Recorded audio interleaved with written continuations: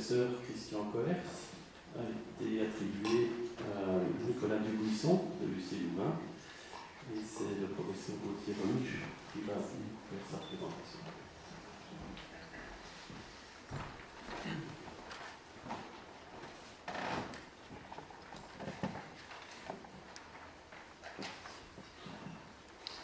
Monsieur le ministre, monsieur le vice-président, monsieur le secrétaire perpétuel, chers membres de l'Académie de médecine, chers consoeurs, chers confrères, mesdames et messieurs, tout d'abord, pour rappel, le prix du professeur Christian Coers a été fondé en 2011 et est destiné à récompenser les travaux accomplis et ou des projets de recherche particulièrement brillants de jeunes chercheurs travaillant dans les laboratoires et aux services hospitaliers universitaires de la communauté française dans le domaine des maladies neuromusculaires. Sa pérennisation n'est possible que grâce à la générosité de feu Madame Micheline Coers de Marneffe, veuve du professeur Christian Coers. Il est constitué d'une dotation de 25 000 € qui sont destinés donc au laboratoire où le lauréat poursuit ses recherches, l'âge limite pour postuler étant de 45 ans. Le jury cette année était composé des professeurs Bertrand Fontaine, donc expert international, du professeur Daniel Balerio de l'Université de Bruxelles, du professeur Jean-Marie Malotto de l'Université catholique de Louvain, du professeur Gustave Mounen de l'Université de Liège, et j'avais personnellement le plaisir et l'honneur de diriger ce jury. Le jury a donc décidé cette année d'attribuer le prix du professeur Christian Coers au docteur Nicolas Dubuisson, âgé de 37 ans. Le docteur Nicolas Dubuisson est neurologue, employé aux cliniques universitaires Saint-Luc. Il est clinicien, rattaché au centre de référence neuromusculaire, mais également chercheur. Il a finalisé avec succès sa thèse de doctorat en sciences médicales financée par le FNRS en juin de cette année. Cette dernière traitant du rôle potentiel des molécules anti-inflammatoires et antifibrotiques en tant que piste thérapeutique potentielle pour la dystrophie musculaire de Duchenne de Boulogne. Par ailleurs, ce jeune chercheur est auteur de plus de 20 publications, dont 12 en tant que premier auteur dans des revues internationales renommées. Le projet du candidat a rencontré l'assentiment à l'unanimité du jury. Il s'agit donc d'un projet de recherche postdoctorale intitulé Multifocal Motor Neuropathy versus Acute Motor Axonal Neuropathy from Antibodies to Phenotype. Il sera donc partiellement conduit à l'université d'Oxford au Royaume-Uni au sein de l'équipe du Dr Simon Rinaldi et se poursuivra au sein du laboratoire, et au service hospitalier universitaire de la Fédération Wallonie-Bruxelles, impliqué dans le domaine de la pathologie neuromusculaire. L'objectif du candidat est, après avoir capitalisé donc sur son expérience de découverte de nouvelles pistes thérapeutiques pour les maladies neurologiques musculaires ayant une composante inflammatoire, de poursuivre ses travaux en neuroimmunologie à l'université d'Oxford. Ceux-ci seront donc axés principalement sur les traitements visant les maladies inflammatoires, cette fois du nerf périphérique.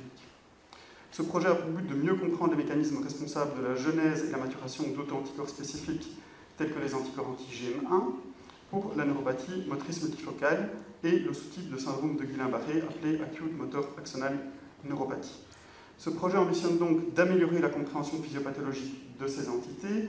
Plus spécifiquement, le clonage d'anticorps d'intérêt permettra d'évaluer leur action pathogène directe ou indirecte. Les découvertes attendues pourraient potentiellement ouvrir de nouvelles options pour des thérapies plus ciblées. Le laboratoire d'accueil de l'université d'Oxford du Dr Simon Rinaldi et son équipe fait partie du département de neurosciences de Linfield, qui est internationalement reconnu pour son expertise dans le domaine des neuropathies inflammatoires, tant en termes de recherche fondamentale que translationnelle. Ce laboratoire dispose donc d'une structure solide, robuste et réputée, qui est en parfaite adéquation avec les objectifs fixés. En conclusion, le projet de recherche du Dr Nicolas Dubuisson s'intéresse à une question essentielle qui est d'améliorer la prise en charge thérapeutique des patients avec certains sous-types de neuropathie inflammatoire. C'est donc sans aucune réserve qu'à l'unanimité, le jury a attribué le prix au Dr Nicolas Dubuisson afin de permettre le financement de son projet qui rencontre parfaitement toutes les modalités et tout l'esprit de ce prix. Félicitations à toi Nicolas, c'est un plaisir pour moi de te céder la parole.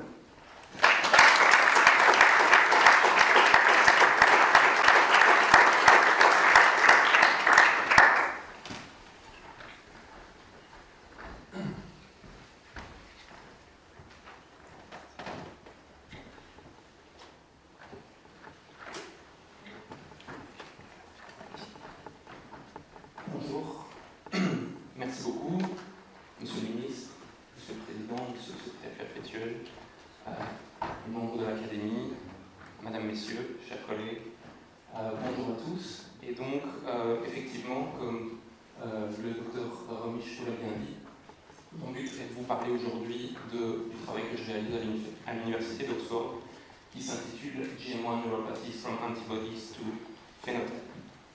Donc, comme vous l'avez vu, je vais vous parler de neuropathie, mais avant de vous parler de neuropathie, il faut vous parler du nerf. Donc, le nerf est composé d'un câble électrique qu'on appelle l'axone et qui est entouré d'une gaine d'isolant qu'on appelle la myéline. Les neuropathies sont atteintes soit de l'axone, soit de la myéline, soit des deux, et c'est responsable évidemment de troubles qui peuvent être sensitifs, comme des picotements ou de l'insensibilité, ou des troubles moteurs avec une faiblesse. Alors, dans ces neuropathies, on en rencontre différents types, et aujourd'hui, on va parler des neuropathies inflammatoires, qui sont dues, du coup, à une réaction inflammatoire. Et à nouveau, cette réaction inflammatoire peut provenir de différentes sources. Et ici, on va parler des neuropathies inflammatoires auto-immunes, qui sont donc secondaires à la production de mauvais anticorps par nos propres cellules, nos propres globules blancs, qui sont particulièrement les lymphocytes B, ici représentés en haut de l'image. Alors, vous avez sur la droite un petit tableau avec les différentes neuropathies inflammatoires auto-immunes, et j'en ai sélectionné deux ici en rouge, qui partagent une grande similitude, celle de produire le même mauvais anticorps, qui sont les anticorps anti-GM1. Alors, ces deux entités, il y en a une que vous connaissez peut-être, qui est le syndrome de Guillain-Barré, mais je vais vous parler d'un sous-type de syndrome de Guillain-Barré, qui s'appelle l'AMAN, donc Acute Motor Axonal Neuropathy, et l'autre s'appelle la Multifocal Motor Neuropathie, ou MMN. Alors, vous le voyez, je vous ai déjà parlé de la similitude entre les deux, à savoir qu'ils produisent le même auto-anticorps, le même mauvais anticorps, mais par contre, sur le plan clinique, c'est quand même assez différent. Avec l'AMAN qui est plutôt aigu, qui se fait en une seule phase active, et la MMN qui est plutôt chronique et qui est voulue par poussée et rémission. Et donc c'est vraiment ce paradigme entre la même production d'anticorps mais la différence clinique qui pourrait nous aider à identifier certaines caractéristiques. Alors pourquoi on fait tout ça? Évidemment parce que pour le moment, au niveau du traitement de ces neuropathies inflammatoires auto-immunes, on est un peu limité.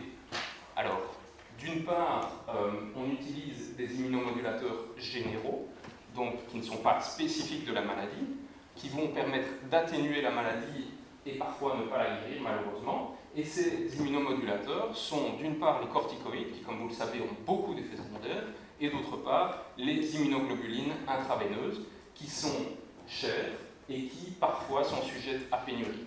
Donc on a vraiment besoin d'alternatives, d'autant plus que certains patients sont parfois réfractaires au traitement ou deviennent réfractaires au cours de l'évolution de la maladie.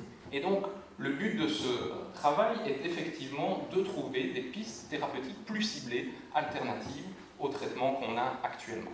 Alors, ce travail va s'axer sur 3 points.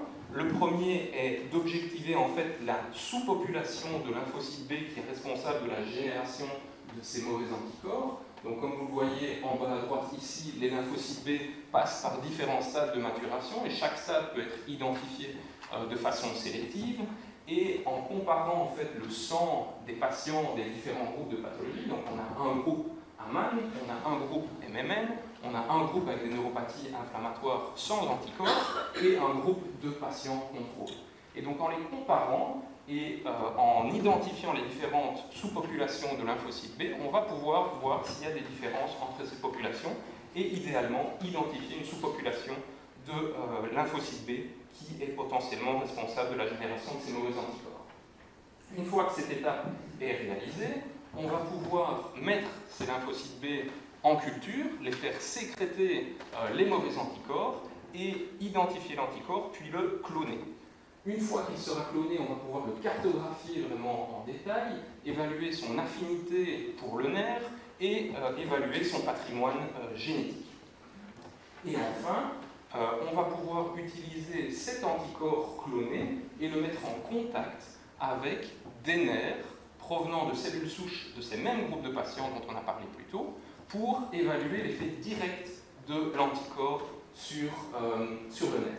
Alors, on va pouvoir le faire en évaluant sur le plan électrophysiologique, donc en évaluant, si vous voulez, la vitesse à laquelle la conduction nerveuse ou la conduction nerveuse, si elle se passe de la même manière avec anticorps ou sans anticorps.